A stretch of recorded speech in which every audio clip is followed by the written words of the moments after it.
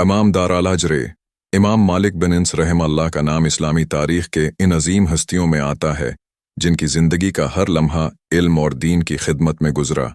लेकिन अगर हम उनकी अज़मत को समझना चाहें तो ज़रूरी है कि उनके ख़ानदानी पस मंज़र पर नज़र डालें, क्योंकि किसी भी शख्सियत की तामीर सिर्फ ज़ाती जदोजहद का नतीजा नहीं होती, बल्कि ख़ानदान की बुनियादें, माहौल और तरबियत भी उसमें नुमायाँ किरदार अदा करते हैं। इमाम मालिक 93 हिजरी में मदीना मनूरा की मुक़द्दस सरज़मीन पर पैदा हुए। ये वो शहर है जहाँ रसूलुल्लाह ने अपनी ज़िंदगी के आखिरी अय्याम गुजारे, जहाँ सहाबा कराम रिज़वानुल्लाह अलैहिम अजमईन ने इल्म व अमल के चराग रोशन किए और जहाँ से इस्लाम की खुशबू पूरी दुनिया में फैली। इमाम मालिक का ताल्लुक़ अरब कबीले उसबही से था जो यमन के एक मशहूर कबीले का हिस्सा है।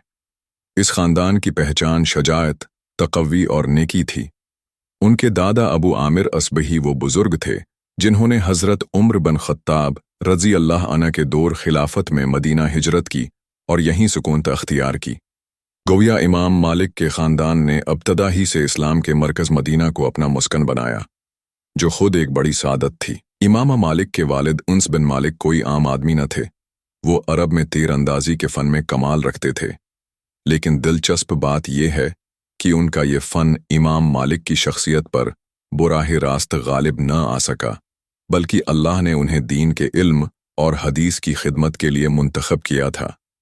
वालिद की बहादरी और मजबूती ने इमाम मालिक की शख्सियत को गैरत और हौसले की दौलत दी, लेकिन असल रूहानी तरबियत उनकी वालदा से मिली।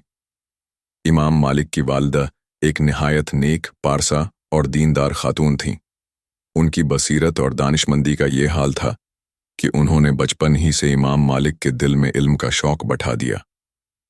एक मशहूर रवायत है कि जब इमाम मालिक छोटे बच्चे थे और खेल कूद में मशगूल रहते थे तो उनकी वालदा ने उन्हें समझाया, बेटे, खेल कूद से इज्जत नहीं मिलती, इल्म ही वो रास्ता है जो तुम्हें इज्जत देगा।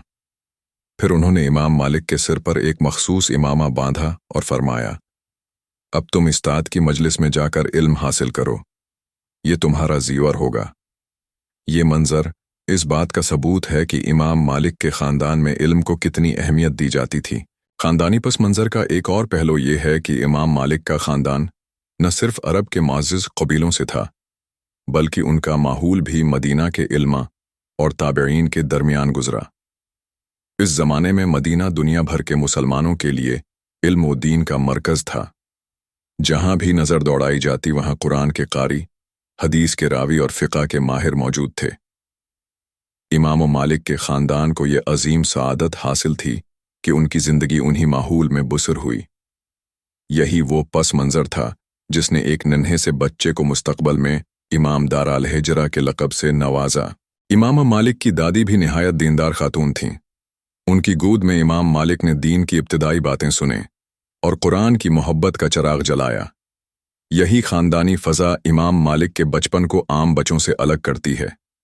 दूसरे बच्चे जहाँ खेल कूद में लगे रहते, वहीं इमाम मालिक का घर इल्म, कुरान, तक़वी और रसूलुल्लाह की संतों की खुशबू से भरा रहता था। गविया इमाम मालिक की शख्सियत की बुनियाद सिर्फ ज़ाती मेहनत पर नहीं, बल्कि एक मजबूत ख़ानदानी विरासत पर भी कायम थी। ये पस मंज़र हमें ये सबक देता है कि बड़ी शख्सियात अचानक वजूद में नहीं आते, बल्कि उनके पीछे एक ख़ानदान की तरबियत, एक माँ की दुआएं, एक बाप का हौसला और एक माशरे का माहौल होता है। इमाम मालिक के वालिद ने उन्हें गैरत, हौसला और मजबूती अता की। वालदा ने उन्हें इल्म का शौक़ दिया। दादा ने उन्हें मदीना की पाकीज़ा सरज़मीन पर लाकर बैठाया और अहले मदीना के इल्मी माहौल ने उनके ज़हन को निखारा। यही वो ख़ानदानी पस मंज़र है जिसने एक आम बच्चे को दुनिया के अजीम तरीन फ़क़िया में बदल दिया।